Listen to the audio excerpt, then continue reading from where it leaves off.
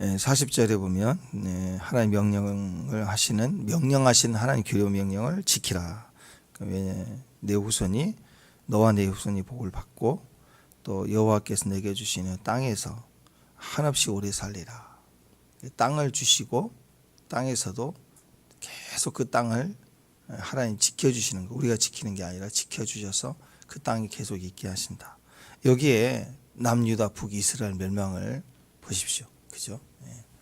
이유가 여기 있는 거고, 다시 그들을 돌아오게 하시는 언약의 하나님, 다시 기회를 주실 때 우리도 영원한 가나안, 육신에 보이는 가나안 땅만이 아니지 않습니까? 영원한 우리의 기업, 하나님의 나라 마찬가지입니다. 우리가 오직 말씀을 지켜야 되죠. 하나님의 말씀을 따르는 기준, 그게 우리가 얼마나 복이 되는가, 오늘 그 말씀을 우리 가슴에 새겼으면 좋겠습니다. 33절 34절 보면 하나님의 말씀을 듣는 자, 하나님 백성으로서의 축복이 있습니다. 이스라엘 백성들이 참으로 복 있는 백성이다. 왜 그러느냐? 33절에는 불 가운데서 친히 음성으로 내게 말씀했다. 말씀해 주신 하나님이 어디가 있느냐, 이거 어디가. 그래서 생존했죠. 생존했다. 생존했느냐? 그랬죠. 그러니까 보호입니다. 보호. 그 다음에 34절에 애굽에서 너희를 위해서 권능을 행하셨다. 그래서 출애굽하게 하셨잖아요. 인도하여 냈다. 그래서 인도. 그래서 하나님 백성의 복은 두 가지예요. 보호와 인도예요. 절대적으로 보호해 주신다. 절대적으로 인도해 주신다. 우리가 아침부터 하나님의 말씀을 듣는 건, 그 말씀을 따라 사는 건 우리에게 인도하심이 있는 거예요. 오늘 어떻게 살아가야 되는지 주님 우리를 인도해 주심이 말씀을 듣는 데 있습니다. 또 말씀을 듣고 가면 보호해 주세요. 지켜주신다는 거예요, 하나님. 그래서 이 두 가지가 우리 안에 보호와 인도 아래 살고 있다. 이게 하나님 백성인 이유입니다. 하나님 백성이 왜 복이 있느냐? 복이 있는 이유가 뭐냐? 보호와 인도하심 때문에요. 그래서 우리가 믿음이 약할 때는, 믿음이 초보일 때는 세상 사람들이나 이방 종교를 믿는 사람들처럼 하나님 뭐 해주셨다. 어려운데 이렇게 해주셨다. 막 이렇게 소원이 이루어지는 그런 기도 제목이 많습니다. 그런 기도의 응답을 자랑하고 기뻐할 때가 많아요. 근데 신앙이 성숙해 갈수록 하나님 백성으로서의 복이 너무 크기 때문에 그걸 간증하는 그 내용이 주로 나를 보호해 주시는 거예요. 그 나를 이 순간에 나를 인도해 주셨다는 거예요. 이 두 가지가 막 같이 믹싱돼 있어요. 이 두 가지는 하나님 백성으로서의 축복입니다. 하나님이 어떤 누구에게 막 나타나서 말해주지 않아요. 하나님 어떤 사람을 이렇게 막 기적적으로 권능을 행하시면서 인도해 가시지 않습니다. 하나님 백성에게, 하나님 백성이기 때문에 친히 말씀해 주시고 인도해 주신다. 그래서 하나님 음성을 들어야 됩니다. 하나님 음성을 들으면 이 두 가지가 우리 안에 역사합니다. 우리를 보호해 주십니다. 우리 생존하게 하죠.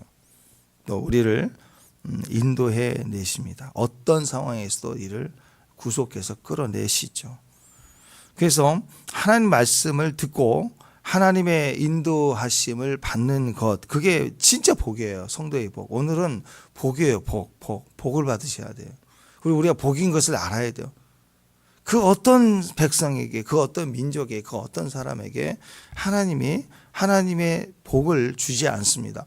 그 복은 그냥 이 땅에서 햄버거 2개 얻고, 난 4개 얻었고, 난 100개 얻었고, 그런 거 아니에요. 진짜 복은 보호하심을 입는 거고, 인도하심을 받는 것입니다. 이게 하나님 자녀됨의 특권인 것입니다. 우리가 감사할 일이에요. 이 두 가지가 얼마나 큰지 몰라요. 우리는 하나님의 택하신 백성이라는 거죠. 그냥 내가 노력해서 영주권 딴 게 아니고요. 내가 똑똑해서 선택을 잘 해가지고 많은 종교 가운데 예수님을 잘 믿었던 게 아니고 택하심이라고 얘기하고 있어요. 택하심. 세상과 구별됐다는 뜻이에요. 그리고 내가 아무리 포장하고 이렇게 꾸미고 화장하고 선다고 한들 그건 회칠한 무덤이에요. 그러지 않겠어요? 여기 보세요, 여러분. 아침부터 지금 여러분이 온유하고 또 은혜스러워서 그렇지. 새벽부터 이렇게 앞에 딱 봤는데 목사가 여기 막 화장도 안 하고 이랬습니다. 얼마나 보기가 불편합니까? 그죠? 근데 또 제가 아침에 일어나자마자 화장해갖고 여기 있으면 또 회칠한 무덤 아니에요? 그죠? 회칠한 무덤이에요. 뭐 볼 게 있다고. 우리가 그 속에 그 존재가 귀하고 아름다워야지. 겉에 막 그게 주는 살이 있다고 더 바르고 더 칠하면 떡이 된다고 안 해보면 분장을 하게 되고 화장 이상이잖아요. 그죠? 예. 우리가 그렇게 해서 구별된 게 아니에요. 그냥 구별됨이라는 것은 하나님이 나를 택하신 거예요. 그래서 구별된 거예요. 너는 왼쪽, 너는 오른쪽 이렇게 택해 주신다고요. 근데 세상의 정치는 어때요? 나는 왼쪽, 너는 오른쪽, 우린 적이야. 내가 원하는 선택을 해요. 좌측인지 우측인지를. 모든 건 내가 선택해. 직장, 뭐 친구도 선택하려고 그래요. 근데 여러분 진짜 좋은 친구, 좋은 만남의 축복이 있잖아요. 온 거예요. 우리 삶에 그가 들어온 거라고. 그럼 자녀는 내가 낳은 게 아니잖아요. 그냥 어느 순간 내게 축복이 주신 거 하나님이 이걸 아직도 못 깨달으면 안 돼요. 내가 만든 게 아니라고. 내 배가 복배가 아니라고요. 하나님이 어느 날 내게 선물로 이렇게 귀한 선물을 주신 거예요. 모든 것이 그래요. 선택은 하나님이 우리는 택한 백성이에요. 그래서 그것이 구별된 거예요. 세상과 구별된 거. 우리가 세상과 구별된 특징이 오늘 두 가지를 얘기하고 있어요. 보호와 인도예요. 그런데 내 삶은 내가 보호하고 하는 게 아니에요. 내가 내 삶을 결정해서 선택해서 가는 게 아닙니다. 우리는 선택받았는데 선택받았기 때문에 세상과 구별됐고 그게 보호된 거예요. 하나님 딱 지켜준 구별됐어요. 딱 보호해 준 거예요. 흉내도 못 내도록 보호해 주셨어요. 보호된 그 백성을 하나님이 친히 말씀해서 인도해 가세요. 보호와 인도는 하나님의 복입니다. 내가 노력해서 되는 게 절대 아니라고. 요한복음 15장 16절에 보더라도 너희가 나를 택한 것이 아니요 내가 너희를 택하여 세웠나니 이는 너로 가서 열매를 맺게 하고 너희 열매가 항상 있게 하여 내 이름으로 아버지께 무엇을 구하든지 다 받게 하려 함이라. 하나님께서 우리를 친히 선택했다는 거 굉장히 중요한 겁니다. 하나님 나를 아세요. 근데 모르고 이렇게 선택한 게 아니라고. 세상의 선택의 최고는 뭐예요? 사람들은 로또 같은 거예요. 왜냐하면 내가 이건 내 행복일 거야 하고 선택했더니 불행이에요. 인간은 모든 게 내가 선택하는 것마다 안 돼요. 가기 전까지는 그게 축복인 줄 알았는데 선택해서 가보면 그게 아니라는 거죠. 그러니까 인간이 최고 바라는 선택은 그냥 랜덤으로 딱 했는데 1등 되는 거예요.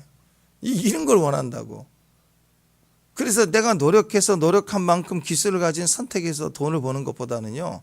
연구하고 막 노력했지만 그보다 딱 선택한 게 값이 막 3배, 4배 뜨는 그런 뭐 부동산이나 이런 주식이나 여기에 허망한 데다가 사람들이 막 욕심을 내는 거예요. 원래 주식이라는 것도 그런 거잖아요. 그 기업에 그 주식 상장을 하면 그 기업의 투자를 위해서 모든 사람들로 유치할 수 있도록 주식을 팔아서 그 사람들을 사게 되면 그 물질이 그 회사에 들어가면 회사는 자연스럽게 은행에서 대출 받을 게 아니라 자기 기술을 보고 선택한 그 소비자들과 같이 주주가 돼서 성장하는 거예요. 돈이 몰리니까. 더 올라가면 또 같이 이윤을 나누는 거고. 그래서 자기가 정말 입사하고 싶은 회사, 정말 좋은 회사, 그런 마음으로 한 주 이렇게 사가는 거. 그러면서 은행의 저축 개념보다 나중에 이익을 보고 나중에 나누는, 이게 장기적으로 하는 게 원래 목적인데 그렇게 안 가죠. 그러니까 망하는 거, 주식에서 망하는 이유가 거기 있는 거예요. 그냥 단기적으로 금방 10분 안에 막 집어넣어서 빼서 벌려고 하는 그런 의도 속에 막 별 일들이 일어나는 거예요. 거기 안에. 인간은 그래서 자기가 선택하는 게 안 되니까 그렇게 확 한번 뜨면 그게 된 줄 알고, 안 보고 막 선택하면 1등 되는 것이 그게 대박인 줄 알고, 그러면 그걸 남한테 또 가르쳐요. 그게 안 되거든요. 그렇게. 옛날에 주식 고수들도 요즘엔 예전과 같지 않아서 주식 고수들도 주식으로 잘 안 된대요. 그러니까 주식 잘하는 사람들도 맨날 방송에서 가르치는데 자기도 투자를 안 하면서 옛날에 했던 결과만 가지고 막, 그러니까 거기다 돈 끌어모으고 도망가고 막 그런 일이 계속 벌어지는 거예요.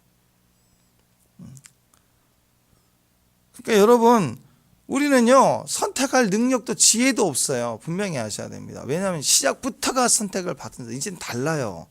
나를 택하신 하나님을 알았고 그분 나를 택했어요. 우리가 하나님을 택한 게 아니고 하나님이 나를 택하였고 세웠대요. 그래서 열매가 있게 하신대요. 구별된 열매를 말하는 것입니다. 하나님은 우리를 친히 아신다는 거예요. 모르고 선택하는 게 아니에요. 우리 인간은 모르고 선택하는 거지만 하나님은 나를 아시고 나를 찾아오셔서 그를 선택했어요. 친히. 그게 나예요. 얼마나 감사해요. 그래서 우리가 부모가 자기 자녀를 아는 것처럼 하나님께서 우리를 아시고 우리를 사랑하시고, 그래서 우리가 하나님 택한 백성이다. 하나님 택한 백성이란 말은 뭐예요? 이제는 나를 택하신 분의 음성을 듣고 가야 되는 거예요. 내 뜻으로 가면 내가 선택하는 거거든요. 그분의 음성을 들어야 돼요. 그 음성을 따라가야 됩니다. 그게 우리 사는 길이에요. 우리가 사는 방법입니다. 자, 음성을 듣지 않고 거역하는 사람들의 모습을 보면 하나님의 계명이 늘 무겁대요. 힘들어. 이 말씀 듣는 것도 힘들어요. 지키는 건 뭐 두 번째고, 듣는 것도 힘들어요. 앉아서 막 개미가 지나가고 아주 머리가 막 뽀개질 거고 막 어렵다. 어렵다.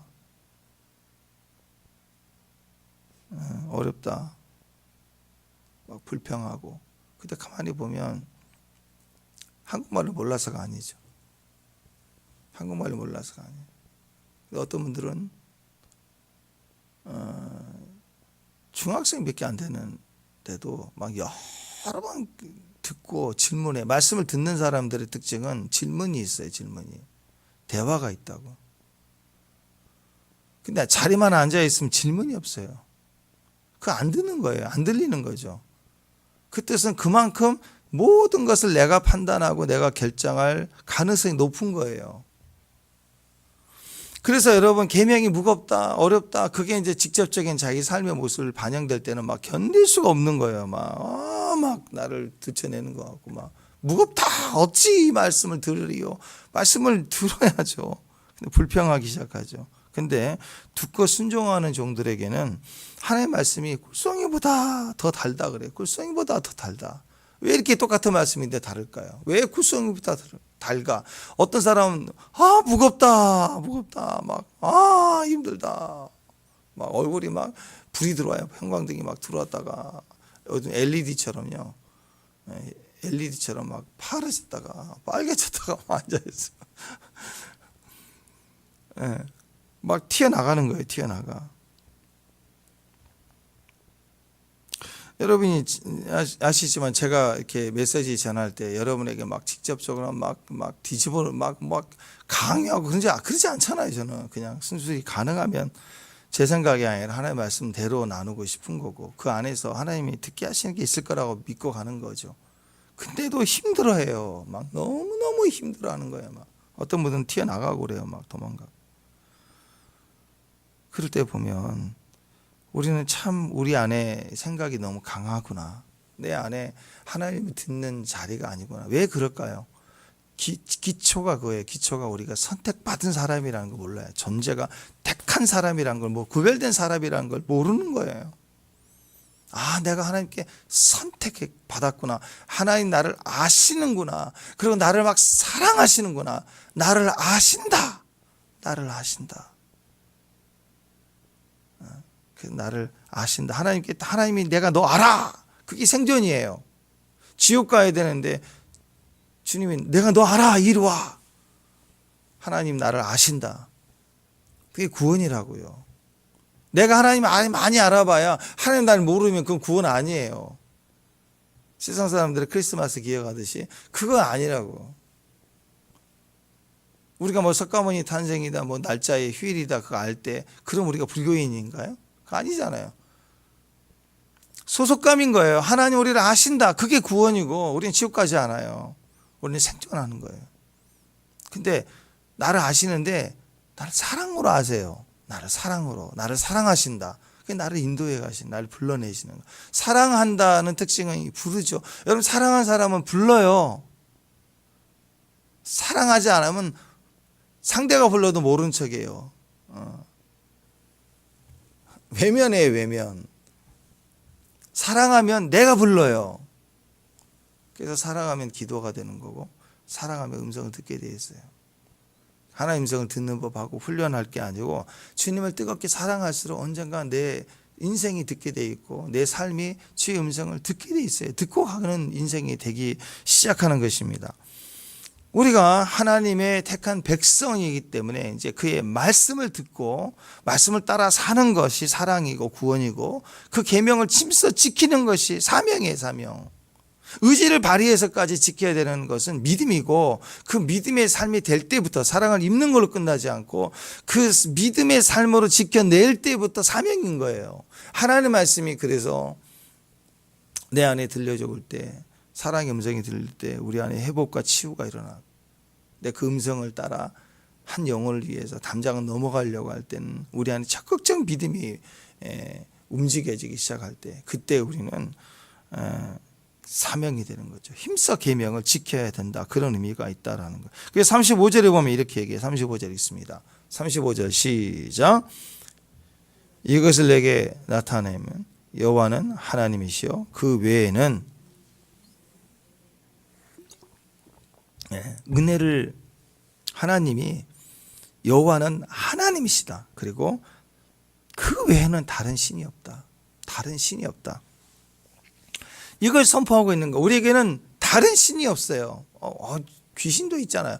그런 그 사실을 이렇게 확인하자는 게 아니라 우리는 유일한 거예요. 다른 신이 있다고 얘기하면 그건 굉장히 곤란한 말이 됩니다. 자, 예를 들어서 결혼절이야 자기 눈에 많은 여자들이 보이겠죠. 근데 결혼을 했다 그러면 자기 아내밖에 이 땅의 여자는 너야. 너 하나 외에는 없어. 그게 정상 아니에요? 다른 여자가 보인다. 지나간 사람이 저기 남자냐? 여자지? 그게 맞는 것 같지만 이 사람은 사랑이 아닌 거예요. 사랑하면 온통 그 사람밖에 안 보이는 거예요. 안 그래요? 그게 맞는 거고. 뭐 생물학적으로 뭐 남자 여자 그 얘기를 하는 게 아니잖아요. 요즘에는 모르겠어요. 초등학교 아이들이 운동이 있는지 모르지만 어렸을 때 우리 자녀들 운동에 가면 좀 늦을 때가 있잖아요. 가면 저도 알겠더라고. 어렸을 때 다 노란색 운동복을 입고 다 뛰고 있는데 전교생이 뛰고 있는 운동장에 좀 늦게 갔는데 딱 가자마자 쫙 저기 있네. 다 노란색인데 안 보여요. 딱 하나만 보여요. 하나만 딱 보여요. 이렇게 그냥 딱 봐요. 그냥 보인다고. 뭘 다른 게 보여요. 그래서 여러분 우리가 택함 받았다는 것은 사랑의 선택이고 그래서 들려지게 돼 있고 그래서 그걸 따라 사는 게 복이라고요. 그게 부모로서 제일 가슴 아플 때가 뭐예요? 자녀에 대해서 안 들을 때 자기 뜻만 가지고 나올 때 속상하잖아요. 똑같은 거예요. 제일 중요한 행복은 우리는 인간이면서도 그런데 하나님 보시기에 전지전능한 완전한 하나님 편에서의 속상함은 안 듣는 거예요. 말을 선택받았는데 사랑하는데 내가 널 다 아는데 너의 환경까지 온 우주까지 다 아는데 안 들어. 세탁기도 아니고 그냥 고장 부품 갈아버리면 되는 게 아니야. 인격이라 어떻게 할 수가 없는데 안 들어. 너무 화가 나. 속상해. 듣기만 하면 다 주는데 네 노력으로 얻어지는 게 아니야. 네가 열심히 네 손으로 뭘 쥐어서 사는 게 아니야. 내가 주는 걸로 사는 거야. 하나님이 그 존재에 대한 가치를 그렇게 크게 하셨는데 막 그렇게 노력하는. 물론 훈련과 교육을 위해서 스스로 일을 해야 된다. 그래서 왕의 수업을 받는 아들일지라도 때로는 야 네가 칼도 좀 다룰 줄도 알아야 되고 무술도 할 줄 알아야 되고 다 하지만 한 번씩 그렇게 지력을 훈련시키는데 그렇게 있지. 근데 그런 차원이 아니라 왕이 될 녀석이 아버지가 볼 때 이 나라의 왕이 될 놈인데 매일 화장실 청소가 있고 하고 있고 어디 갔냐 그랬더니 사과 먹고 싶어서 사과 따서 깎아 먹고 있고 맨날 이러면 누구 시켜 먹어야 된다는 뜻이 아니잖아요. 그 시간을 어디다 투자해야 돼요? 자기의 장차 비전을 투자해 갈 역할을 하지 않고 그냥 그런 거 먼지 청소하는 법 배우고 있고 가사 도움 일하는 거 청소하는 거 와이셔츠 카라 노랗게 된 거 그거 지우는 법 배우고 있고 맨날 그러면 그 왕의 수업을 받아야 될 사람. 한 기업의 총수의 아들이 그러고 있으면 경영 수업을 받아야 되는데 그거 있으면 속상하지 않겠어요? 그리고 너의 비전을 위한 일을 해 나가는 거 네가 무슨 죄를 짓고 마약을 하고 그런 정도가 아니라 긍정적으로 믿음적으로 더 비전을 내게 나가야 되는데 죄를 짓는 것이 아닌 일일지라도 사소한 일에 막 거기 목숨을 걸고 있으면 시간 낭비하는 거죠. 사명을 놓고 생각한다면 너무나도 낭비하는 거죠. 낭비. 근데 하물며 하나님 정을 안 들으려고 하고 나는 그게 좋다고 그러고 있고 자기의 선택에서 손에 쥐어진 대로만 살려고 하고 한번 쥐어지면 죽어도 안 내놓으려고 하고 그러면 이 사람들 나중에 기업 총수를 세워놓으면 그 기업 어떻게 되겠어요? 그래서 여러분 우리가 먼저는 선택받은 내가 구별됐다. 내가 얼마나 감사한가. 그래서 첫 번째는 하나님의 은혜를 맛보고 그분이 베푸신 은혜를 막 감사하는 거예요. 너무너무 감사하는 거예요. 그게 첫 번째 은혜 받은 사람의 특징입니다. 은혜 받은 사람 내 안에서 은혜가 임하면 제일 먼저 일어나는 건 회개거든요. 하나님이 임재하시면 그 현장에 계시면 하나님 임재의 현상의 특징은 막 은사적인 것이 아니에요. 진짜는 그건 하나의 이렇게 바람 같은 소리예요. 성령이 마가의 다락방에 임재하시니까 바람 같은 소리가 훅 일어나고 불의 혀가 있고 이건 하나의 상징이라고 상징. 진짜는 임재예요. 임재 현상이 아니라. 진짜는요 우리 안에 갑자기 이유도 없이 회개가 일어나요. 눈물이 팍 돌면서 겸손해지기 시작해요. 주님을 갈망하기 시작해요. 그래서 은혜를 입는 거예요. 그러니까 그 다음에 치유가 되고 그리고 감사가 돼요. 회개가 일어나고 내가 낮아지니까 치유가 돼요. 내면에 어두운 그림자들이 찌꺼기들이 떨어져 나가는 거예요. 그러면서 감사가 돼요. 감사가 되면서 변화들이 일어나요. 몸의 변화가 환경의 변화들이 점점점 일어나기 시작해요. 그러면서 주변이 얼마나 좋은지 얼마나 은혜 속에 있었는지 얼마나 우리를 말씀해 주고 있는지 온통 주변이 하나님의 인도하심으로 가득 차 있고 지켜주심으로 가득 차 있다는 걸 알게 돼요. 요즘에 우리 이혜진 집사님 그 카톡 올리실 때 감사 이렇게 올리는 거 보면 참 그 감사한 거예요. 감사한다는 건 그런 거예요. 자꾸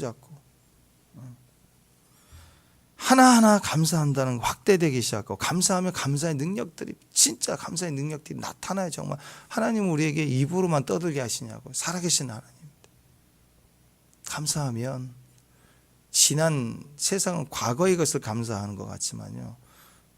이 두 가지가 감사해요. 오늘 가르쳐 드립니다. 인도하심이 감사고 나를 구원해 주시고 지켜주신 게 감사라고. 이렇게 보면 감사할 게 온 천지에 가득 차 있는 거예요. 지금 전쟁 나고 난리 났는데 우리는 전쟁 안 났잖아요. 이것도 감사할 일이에요. 지금 제일 세계 전략가들은 지금 위험한 곳이 한반도래요. 지금 하마스 땅굴 그게 원조가 북한인데 이 위기 속에 우리는 이게 편안하잖아요. 지금 일본은 쓰나미에 지진에 막 무너지잖아요.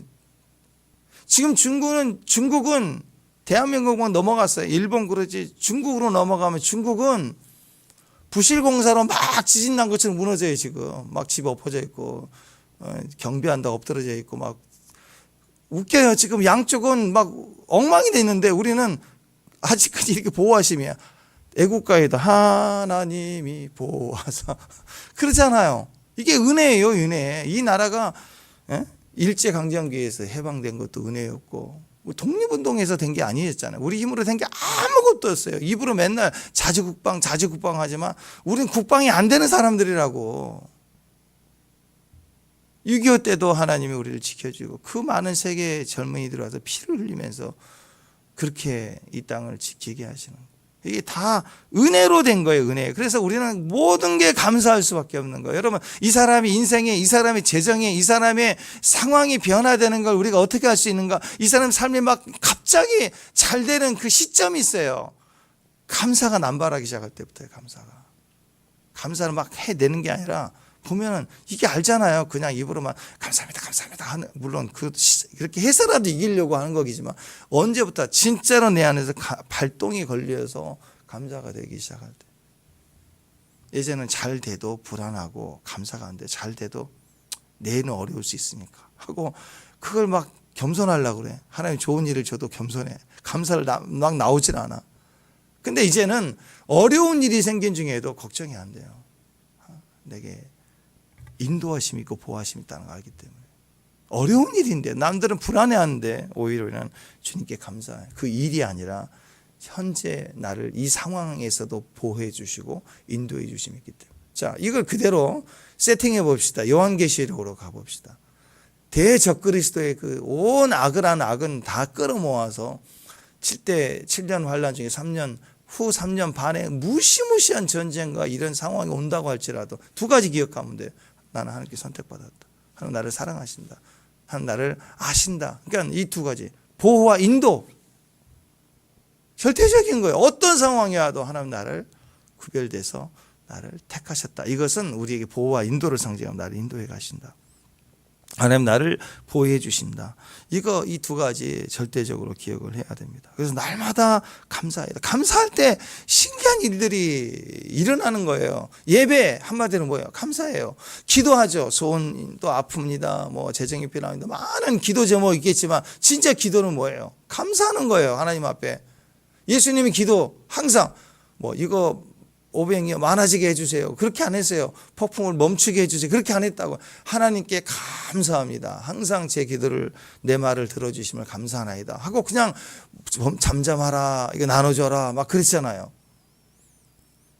기도의 가장 강력한 기도의 모습 감사로 나가는 거예요. 감사로 아뢰면 예배 감사하는 거예요. Give thanks. 그의 희생. 예배 때마다 내가 뭘 드렸느냐가 아니라 나를 위해서 희생하신 sacrifice, 십자가 은혜를 생각하는 게 예배예요. 십자가를 빼먹고 내 종교 의식만 열심히 해야 되는 거, 내 찬양사역자로 찬양 열심히 해야 되는 거, 그게 예배가 전혀 아닐 수 있어요. 십자가가 빠지면 가짜예요. 그건 가인의 제사예요. 내가 얼마나 들었는데 나를 안 받아주냐. 예배 드리고 나서 뻘뻘 화가 나가지고 막 동생 때려 죽이고 그런 것처럼 싸우고 교회에서 싸우고 예배 드리고 싸우고 또 이상하네. 예배 드리는 모인 날 싸워요 또. 아니 싸울 수 있다고 합시다. 싸워도 예배 드리는 날 일단 예배 다 드리고 끝나고 싸워야지. 예배 드리는 날 와가지고 예배 날 싸워요 또 이상 1층 2층 나눠져 가지고 싸우고. 뭐가 없을까요? 십자가 없는 거예요. 선택받음을 모르는 거예요. 틀리다 맞다가 아니까 서로 다른 거고 부족하면 서로가 다 부족한 거죠. 그래서 여러분 하나님이 베푸신 은혜를 회고해야 됩니다. 그리고 그 은혜가 다른 민족에게 베푼 적이 있었느냐? 없다라는 거예요. 우리가 이스라엘 백성들은 오늘 이 말씀처럼 야 히브리란 말이 강을 건넜다는. 어떤 민족이 하나님이 강을 건너게 하셨느냐? 요단강을 건너게 하셨느냐?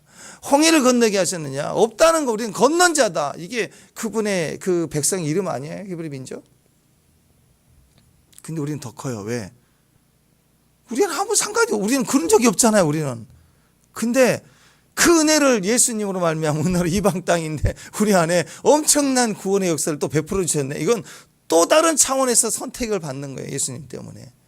예정. 그것도 만세전에 천지를 창조하기 전에도 이미 머리를 그리스도 안에서 우리를 예정했다. 내를 택했다. 와! 이스라엘 백성들이 나는 택한 선민이다. 이거보다 훨씬 더 깊은 거예요. 우리는 우주적인 관계에서 우리를 택해 주셨다는 그 사랑이 얼마나 큰가.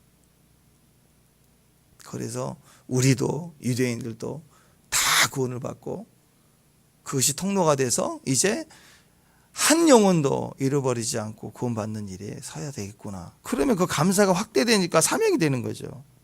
오직 하나님만이 살아계신 참 하나님이시다. 날마다 그분 앞에 감사하자. 끝까지 우리가 의지할 분이시다. 두 가지만 의지하면 돼요. 두 가지. 하나님 오늘 나를 인도해 주신다. 하나님 나를 오늘 지켜주신다. 이 두 가지. 우리는 항상 하나님께 베풀어 주신 은혜를 돌아보며 그 은혜에 감사할 줄 알아야 됩니다. 감사하는 방법이에요. 딱 그거예요. 성경에는 히브리서 13장 15절 16절 가장 핵심인 것 같습니다. 히브리서 13장 15절 16절 보면 그러므로 우리는 예수로 말미암아 항상 찬송의 찬미의 제사를 하나님께 드리자. 이는 그 이름을 증거하는 입술의 열매니라. 오직 선을 행함과 서로 나눠주기를 잊지 말라. 하나님 이 같은 제사를 기뻐하니라. 이 두 가지 제사가 나오죠. 첫 번째 제사는 찬송의 제사예요. 두 번째 제사는 선행을 행하고 가난한 자에게 나눠주는 거 잊지 마라. 이 같은 제사 그랬어요. 그러니까 선행하고 이웃을 돌보는 게 제사예요. 삶의 제사는 돕는 거예요. 삶의 현장, 집에 가서도 제단 쌓고 그것도 똑같은 제사이긴 하지만 하나님이 구별하실 때 성전의 제사는 예배고 삶의 제사는 이웃을 섬기는 거예요. 가난한 자를 돕는 거라고요. 그걸 제사로 보신 거예요, 하나님은. 이것이 그 이름을 증거하는 입술이래요. 그러니까 하나님의 베푸르신 은혜를 받을 때 감사합니다가 엎드리는 거 경배죠. 하나님 은혜를 너무 감사합니다 할 때 목 빡빡 세우고 감사합니다. 그런 사람 어디가 있어요? 하나님 은혜가 너무 감사하니까 엎드리는 거예요. 경배하는 거예요. 그래서 그것을 찬양, 찬미의 제사, 입술로 증거하는 걸 말하는 거고 그 감사를 또한 삶에서는 하나님께 감사하는 은혜를 감사하는 모습은 이웃을 섬기는 거다. 이렇게 두 가지를 제사로 받아들이는 거예요. 하나님께 드리는 찬송의 제사 그리고 이웃에게 사랑을 베풀어주는 제사. 이 두 가지 제사를 하나님이 기쁘시게 받으신다. 자, 그래서 신명기에서 율법이라고 하죠. 율법, 신명기 율법을 지켜라, 율법 지켜라 모세를 통해서 하지 않습니까? 하나님의 말씀 들어야 된다, 순종해야 된다 그거예요. 근데 이 말은 하나님의 말씀 율법이니까 율법은 뭐예요? 율법 정신이죠. 율법 정신은 뭐예요? 공의와 사랑으로 가라는 거예요. 우리가 하나님 택한 백성으로 마땅히 하나님께 감사하며 찬송을 제사를 드리는 거. 그게 우리의 의예요. 찬송의 제사를 드리는 거 맞다. 그게 공평하죠. 공의, 의롭다는 것은 공평해야 되는 거예요. 그러면 생각해 보세요. 은혜를 받았으면 감사합니다 하는 게 그게 맞는 거죠. 은혜를 받았어요. 일한 대가로 받은 게 아니라 은혜를 받으면 당연히 감사합니다. 그게 정상이죠. 은혜를 받았는데 빳빳해서 감사할 줄도 모른다. 그건 심각한 환자죠, 환자. 병 있는 거죠. 안 그래요? 누군가에게 은혜를 받으면 감사할 줄 알아요. 그게 정상인 거예요. 그래서 우리가 하나님 택한 백성으로 은혜를 받았음을 알면 하나님께 감사합니다가 될 수밖에 없어요. 예배에 나올 수밖에 없는 거예요. 그게 우리의 의예요. 그래서 예배 드리는 걸 볼 때 그걸 공의라고 하는 거예요. 예배를 통해서 공의가 이루어지는 거예요. 예배를 드리면 의로운 일들이 일어나는 거예요. 자, 예배의 핵심은 십자가죠. sacrifice예요. 그분은 죽을 이유가 없어요. 내가 죽어야 되는데 하나님이 대신해서 죽으신 거예요. 그러니까 이 땅에 살면서 너무 억울한 거예요. 내가 이렇게 했는데 왜 이렇게 내 결과가 오지? 나를 이렇게 힘들게 하지 했던 그 이 땅에 살면서 억울한 그게 막 이렇게 차 있는데 그 억울해도 아직 안 죽었잖아, 우리는. 근데 죽어야 될 나를 위해서 누가 대신해서 억울해서 자원에서 억울해서 죽으셨다. 그 억울함을 다 짊어지시고 나를 대속해 죽으셨다라는 것이 그게 예배의 핵심이라고. 그러니까 예배를 드리면 이 땅에 논리로 안 풀어지고 이유로 따져서 화가 나고 막 힘들고 못 살겠고 했던 모든 것이 예배를 드릴 때 공의를 회복해요. 의를 회복해요.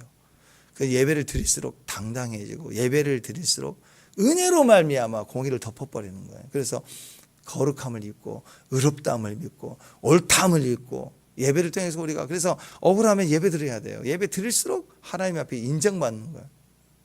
내가 너를 안다. 이거보다 더 큰 게 어디가 있어요. 예배를 드리는 예배를 안 받았어요. 문제가 있는 거죠. 근데 이 억울하고 힘든데 예배를 드릴 때 나를 받아주시고 내 예배를 받으신다는 것만큼 세상을 이기는 게 없어요. 이거 굉장히 큰 축복입니다. 예배를 드려야 공의가 이루어져요. 또 주께 받은 은혜가 너무 크니까 1만 달란트 상상할 수 없는 빚을 탕감받은 기쁨이 얼마나 클까요? 그러니까 너도 나처럼 그래서 용서해주고 도와주고 가난한 자에게 배고프지 않도록 할 수 있는 사랑이 나오게 되는 거예요. 그래서 공의의 사랑이 주님이 우리 율법을 지키라는 말 속에는 공의와 사랑으로 살라라는 뜻입니다. 그래서 하나님을 우리를 기억할수록 감사할수록 우리는 공의와 사랑이에요. 억울한 자가 없게 하라. 가난한 자가 없게 하라. 이 율법 정신을 가지고 신명기예요. 가나안 들어가라는 거예요. 가나안이라고 하는 땅을 어떻게 정복할 것이냐. 손에 무기 들고 정복하는 게 아닙니다. 말씀 들고 들어가는 거예요. 말씀을 지켜야 땅을 준다. 말씀을 지켜야 그 땅에서 너와 내 자손이 길이 영원히 한없이 살 것이다.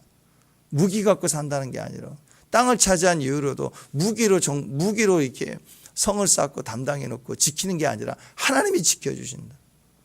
하나님은 너를 지키시는, 그죠? 너의 우편에 그를 대시며 하나님을 지켜주시는 거예요. 지켜주시는 거. 땅을 차지하게 하시고 땅을 주시고 지켜주시고 영원의 영혼까지 우리 인도해 주시는 분이시다. 공의와 사랑으로 살아라.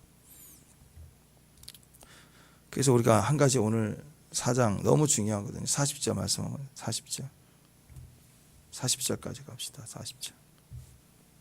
40절 읽습니다. 시작.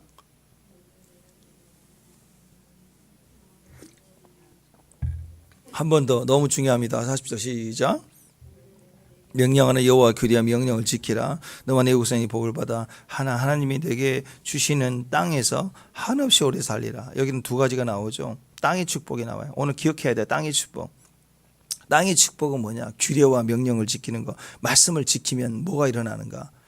가나안 정복 시작이나 이제 시작. 모세는 다 끝나요. 유언처럼 고별 설교하듯이 유언하듯이 하는 내용이 오늘 내용인데 명령 지켜야 땅 차지한다 이거예요. 손에 무기 들고 싸운 거 아니야.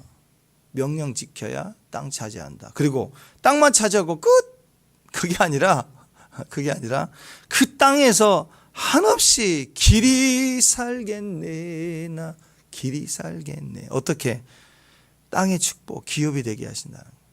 땅의 축복을 받습니다. 말씀을 드리면, 말씀을 지키면 땅의 축복을 받습니다. 땅의 축복은 뭐냐? 땅을 얻게 되는 축복이고 또 그 땅에서 살게 되는, 길이 살게 되는 축복이에요. 여러분, 복은요, 이미 정해진 어떤 운명이나 우연히 주어지는 게 아니에요. 복은요, 힘써 노력해서 손으로 막 쥐는 거 아니에요. 복은요, 내가 막 지켜내야 되는 게 아니라고. 남들이 볼 때, 너 진짜 복 많이 받았다. 내가 생각해도 복을 받은 것 같아. 근데 지금 내가 그 복을 내가 지키기 위해서 막 노력하고 있다면 그건 복 아니에요. 내 공로이지. 복은요, 하나님이 주신 거이고 복은 하나님 지켜주는 거예요.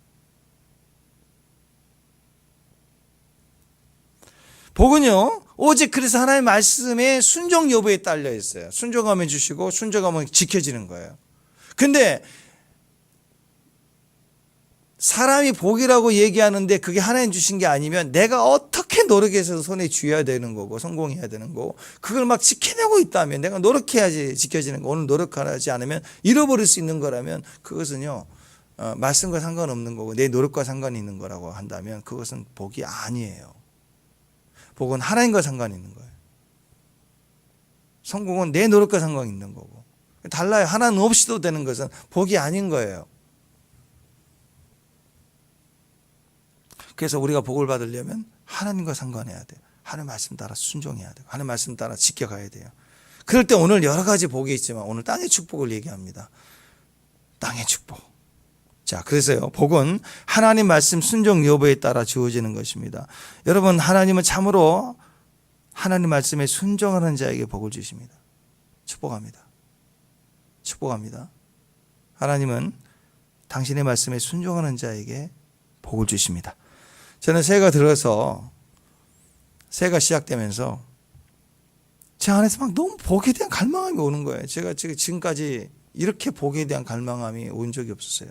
자다가 중간에 이렇게 오늘도 한 3시 좀 넘어서 깼거든요. 한번 깼는데 깨자마자 막 올라오는 거. 그냥 내 영이 하나님의 복에 대한 갈망함이 막 올라오는 간절함이 오는 거. 막 복을 얻고 싶은 마음이.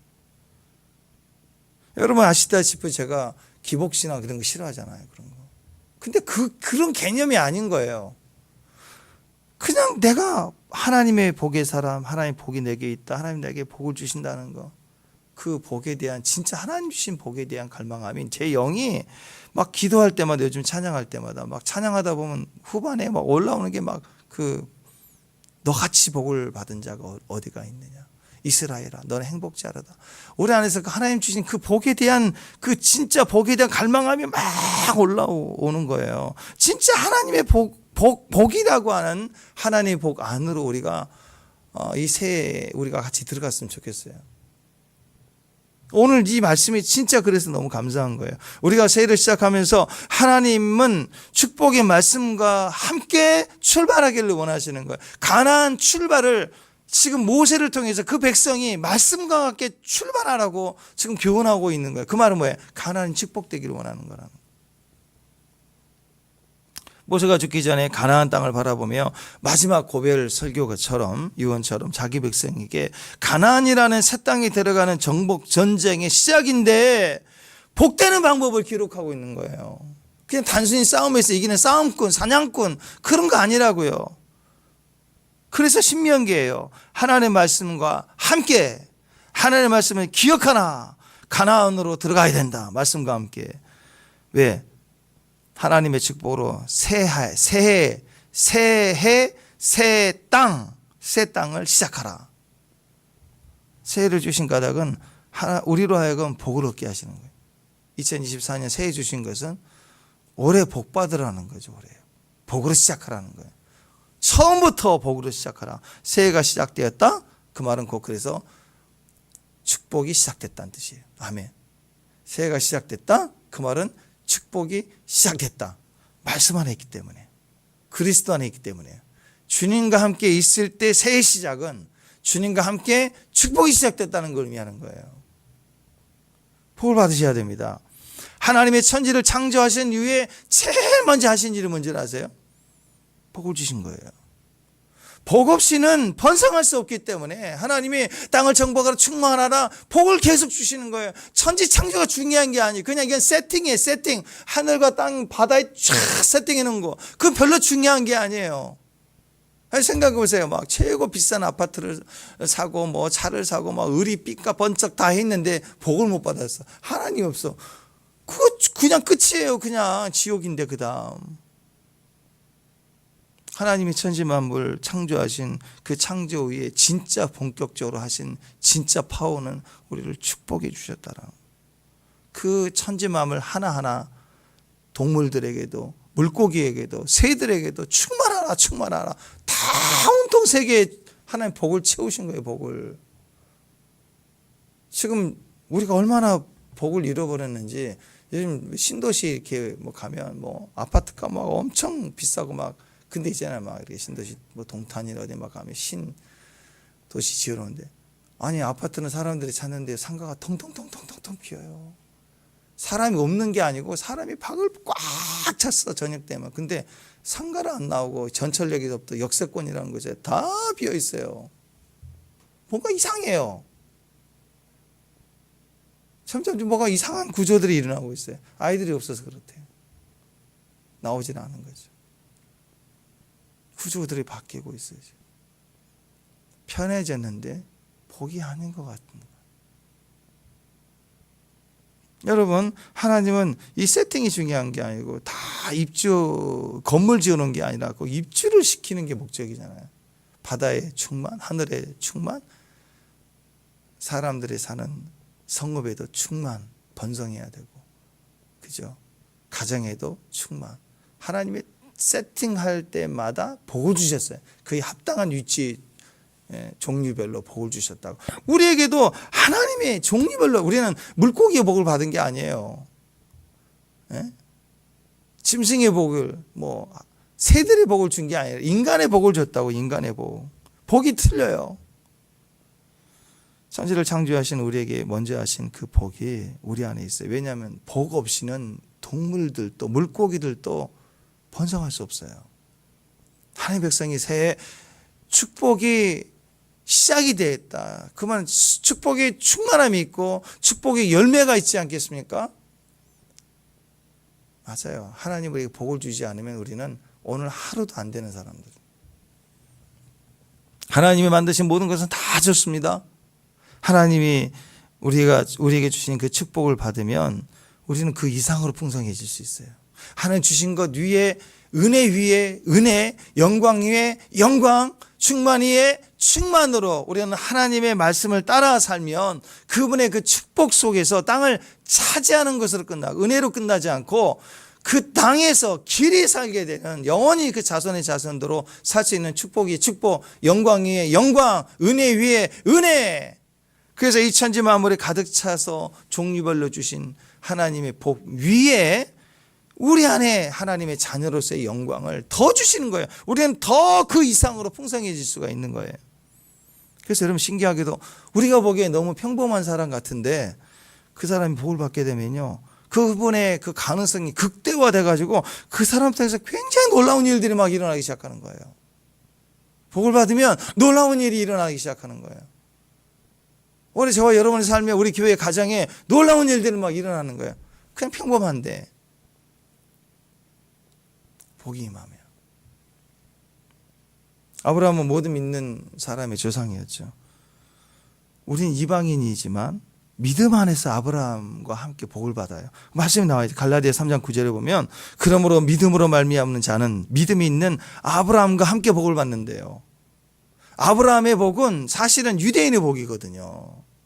근데 아브라함에게 말씀하실 때 유대인만이 아니라 하나님은 그 선택 백성의 영역을 하늘의 별, 모래, 땅의 모래를 얘기하실 때 이름이 호흡이 들어가서 하나님의 호흡이 들어가서 바뀌게 되니까 열방의 아버지가 된 거예요. 믿음의 조상이라 해서 믿음의 조상인 거예요. 유대인의 조상이 아니라 이제는. 그래서 믿음 안에서 아브라함에게 약속한 복을 우리도 받아요. 유대인의 복이 아닌 거예요. 온 열방이 계획하셨던 하나님의 복을 받아요. 그래서 말씀 따라 우리가 믿으면 믿음을 따라서 하나님이 아브라함에게 찾아오셔서 복을 주신 그 복이. 아브라함의 복은 그거예요. 아브라함이 막 복을 자기가 하나님을 찾아서 얻는 게 아니고 율법은 찾아서 얻게 하거든요. 찾아서 얻는 힘이 강해요. 율법을 지키고. 근데 아브라함에게 주신 그 복이 믿음의 복이라고 얘기하는, 믿음의 조상이라고 얘기하는 것은 하나님이 찾아오셔서 주시는 복을 얘기하는 거예요. 새해 저와 여러분이 받아야 될 복은 하나님 막 붙들고 늘어지고 막, 물론 그것도 도움이 될 거예요.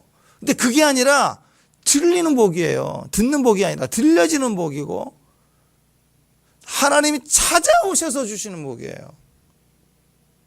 읽혀지고 알아지고 감사가 되고 하나님 우리 안에 주권적으로 하나님 오셔서 해주시는 일들이 우리 안에서 막 일어나고 예배가 되어질 거예요. 아멘. 기도가 막 되어져요. 이동이 막 되어진다고요. 할렐루야. 물질도 재정도 필요도 채워지는 거예요. 오늘부터 계획 채워야지. 해가지고 2타임, 3타임 뛰어야지. 계획 1, 2, 3. 그래서 오늘 기억하십시오. 하나님이 나를 선택했다. 나를 택하셨다. 나를 보호해 주시고 나를 인도해 주신다. 무엇을 먹을까? 무엇을 마실까? 걱정하지 마세요. 아멘. 아멘. 내일이 주님께 있어요. 내일 복을 주세요. 오늘 복을 주는 것처럼 주님이 찾아오셔서 새 일도 주시고 또 내가 뭐 말을 해야 되는데 새로운 언어도 주시고 기도도 새로운 기도를 주시고 하나님 계속해서 새거 주세요. 좀 묻고 있지 말고 버릴 거 싹 버리고 새거 주세요.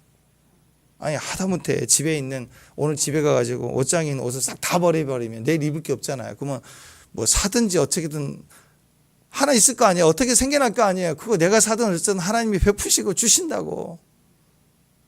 제가 단적인 예지만 여러분이 일단 그만큼 하나님을 기대하시면 하나님 찾아오셔서 이것저것 필요한 걸 다 주세요. 진짜 다 주세요. 하나님이. 어떨 때는 생각하는 거 있으면 또 주세요. 심지어는 오늘 같은 날은 나가기도 귀찮고 그런데 야 추어탕이나 먹었으면 좋겠다. 그럼 전화가 와요. 저 목사 추어탕 먹으러 가자. 아니 근다고 정말 친구가 오든 누가 오든 집사님이 오든 권사님이 얘기하든 생각하면 그래. 생각하면 하나님이세요. 얼마 전에 유튜브에서 시간이 좀 지났는데 어떤 목사님 강원도에 그 목사님 간증 들으면서 제가 너무 막 제 감정과 오버랩되니까 너무 막 주체할 수 없도록 은혜가 임하더라고. 근데 그분이 너무 신학교도 너무 가난해서 그 사모님이 일하는 걸로 버텼는데, 그 사모님이 그 간호 일을 하셨나 그랬는데 그걸 다 내려놓고 강원도 산골 교회로 마음의 결단을 하고 갔는데, 그분들의 강원도로 가는 이유는 목회로 가는 거지만 사모님은 그 직장 일을 내려놓고 가야 되는 거죠. 산골짜기 할 일도 없는데, 아무도 없는 시골 교회에 가야 돼. 근데 거기 가가지고 아무것도 없는 거예요. 정말 벌레는 생전 경험해 보지 못한 처참한 곳에, 어디다 도와달라고 할 수도 없는 곳에. 근데 돈이 하나도 없고 또 신학교를 가야 되는데, 전도사님 때문인가 그런 돈이 하나도 없는 거예요. 근데 이제 저녁에는 주일날 끝나고 저녁에는 출발을 해야 그 다음날 이제 학교에 서울 올라가서 학교 공부를 하고 와야 되니까. 근데 낮이면 어디 빌릴 때라도 차비 빌릴 때도 없고, 차 기름을 보니까 중간에 한 10km 20km 가서 멈출 기름만 있는데, 그래서 일단 출발했대요. 차를 타고. 그래서 가다가 차가 불이 들어오고 이제 멈추게 된 상황인데, 휴게소가 마침 있어서 고속도로에 쓰면 큰일 나니까 휴게소 들어가서 빨간불 켜져 있는 상태에서 시간은 11시가 됐는데 이제 방법이 없는 거예요. 여기서 어떻게 해야 되는 거. 휴게소 11시쯤 되면 아무도 없잖아요. 거기에 앉아서 갑자기 너무 복파점에 서럽고 고통스럽고, 하나님 도와달라고. 그래서 제가 이제 어떻게 해야 되냐고. 그래서 지금까지 살아온 게 막 오버랩 되면서 그분의 그 감정이 터져나온 거지. 앞뒤 꽉 막혔고 언제까지 버텨야 되는지, 아무도 없는데. 그리고 그 현실에서 막 고통스럽게 그 목사님이 막 울고 있는데, 차에서 누가 똑똑똑똑 두드려 봤던 어떤 여자분이 괜찮으세요? 울음소리도 들고 그러니까 11시에 누가 껌껌한 봉고차에 오고 있어요. 근데 이제 교회 이름도 있고 하니까 울음소리 들리니까 어떤 분이 이렇게 오셨던가, 우리 권사님 같은 분들인가 봐. 그래서 툭툭툭 괜찮으세요? 예. 괜찮다고 하니까 문 닫고 가시는데, 조금 더 지나니까 식사 꼭 하세요. 식사비를 주고 가시더라고요. 그러니까 그런 삶이 있어요. 저한테도 여러 번에 있었고, 앞뒤 꽉 막혀서 정말 어떻게 할 수가 없는 답답함이 있을 때요, 신기한 일들이 막 옆구리에 터지는 거예요. 이렇게 도와주고 저렇게 나타나주고, 막 여기 천사 저기 천사가 막 찾아오고. 그냥 끝까지 가보면요 알아요. 아, 나 아직 안 죽었구나. 하나님 나 살리시는구나. 하나님 나 살려주신다고. 그러면 살아계세요. 그래서 우리가 이 믿음 안에서 끝까지 가봐야지만이 아는 게 아니고, 오늘 이 말씀 그대로 믿으세요. 오늘 새해에 가나안이라는 새 출발 앞에 있는 이스라엘 백성들에게 이 메시지는 너 복 받아라라는 거예요. 복. 가나안을 복 받으러 주신 거라고. 복의 땅을 하고. 천지를 창조하실 때 복 주신 하나님이 오늘 저와 여러분에게 복을 주세요. 아멘. 쉽다 된다 간단하다 됩니다. 노력해서 가는 게 아니에요. 오늘 하나님의 복으로 가십시오. 기복신앙 그런 거 아니에요. 모든 것의 시작이 축복인 거예요. 우리의 끝이 샬롬, 하나님의 나라는 축복인 것이에요. 하나님의 진짜 복을 몰라서 인간적인 복. 여러분, 기복신앙은요 이기적입니다. 자기밖에 모르는 욕심입니다. 그래서 그걸 나눌 줄 모르는 복이에요. 계산되고 손에 쥐고 있는 건 복이 아니에요. 우리는 그런 복 필요한 게 아니에요. 하나님 찾아와 주세요. 그 목사님처럼 11시에도 찾아와서 채워주시고 공급해 주시고, 얼마나 많은 사람들을 통해서 찾아오시는지. 제가 이런 얘기하면은 또 누구 이름도 거론되고 그러니까 제 얘기는 안 하겠습니다만, 너무너무 많은 생각 하나 말 하나 식사 하나까지라도 하나님이 막 채워주세요. 말할 이유가 없어요. 채워주신다고 하나님. 여러분에게 다가오신다고요. 찾아와 주신다고. 노크해 주신다고. 할렐루야. 뿐만 아니라 그 권사님처럼 여러분 주변에 누군가를 기회로 삼아 도울 수 있어야 돼요. 뭐 집 팔아서 하려는 게 아니잖아. 그 식사 꼭 하세요. 그 정도면 되는. 그런 여유를 항상 갖고 있어요. 여러분이 우리 교회 지체를 향해서 기도해주고 중보해주는 것도 마찬가지죠. 그만 마음의 상태만 판단하는 게 아니죠. 같은 마음으로 품어서 기도해주고 축복해주고 인정해주고 귀하다고 얘기해주고.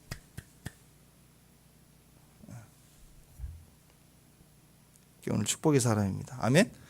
복을 받는 걸로 끝나지 마시고 이제 축복의 사람이에요. 통로가 되는 사람. 두 가지 제사라고 그랬죠. 하나님께 복을 받은 사람, 제사하는 사람이고 축복을 나누는 사람. 기복신앙은 나누지 않거든요. 자랑만. 근데 축복은 나눠지는 거예요. 담장을 넘어가는 사람. 가난한 자 없게 하고 억울한 자 없게 하는 거. 축복의 사람. 올해는 축복의 사람 되시길 바랍니다. 기도하겠습니다. 하나님 우리에게 복 주심을 감사합니다. 그 복을 따라 사명으로 지켜내고 나눠주고 또 섬기는 주의 이름을 증거하는 손길까지 가는 귀한 복의 종들 되게 하옵소서. 예수님 이름으로 기도합니다.